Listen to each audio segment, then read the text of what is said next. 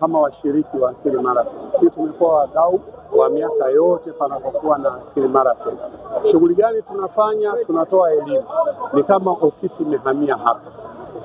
Tunatoa elimu kwa wananchi, wadau wote, stakeholders wanapita hapa na waelewesha kuhusiana na masuala ya ulipaji kodi.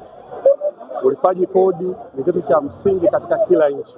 Ukitoza kodi kwa jamii ambayo imeelimika, mambo yanakuwa marahisi. Kwa mfano sasa hivi TRA tumeingia katika kielektroniki, tunaita iDRAS. Wananchi tunawaelimisha wanaingiaje kwenye website ili kuweza kutekeleza majukumu yao ya ulipaji wa kodi kwa wakati na kwa usahihi. iDRAS, niwaambie tu wananchi wote ni kwamba ni mfumo ambao ni shirikishi ambao utawasaidia kutambua kodi zao, stahiki zao ambazo wanatakiwa kulipa ili waweze kulipa kwa wakati. Pamoja na hayo, sisi kama TRA, kama wadau, tunasimamia utoaji wa risiti. Kwa hiyo wadau wote, kuna vijana wanazunguka, sio kwa harasi wananchi, kuwaelimisha umuhimu wa kutoa risiti ili hatimaye utozwe kodi kwa kipato sahihi. Ukitoa risiti, maana yake utakuwa na kipato sahihi kuliko kusema mtu akukadirie kwa anavyojua.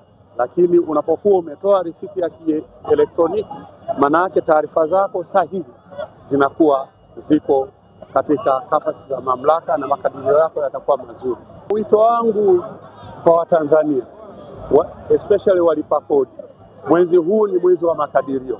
Kila mwaka tarehe 1 mwezi wa kwanza mpaka tarehe 31 mwezi wa 3 huwa ni kipindi cha makadirio. Chonde wajitahidi waweze kutimiza wajibu wao wa kufaili return pamoja na kulipa kodi stahiki ili hatimaye nchi yetu iweze kutoa huduma kwa wananchi wake kwa usahihi na kwa kujiamini zaidi.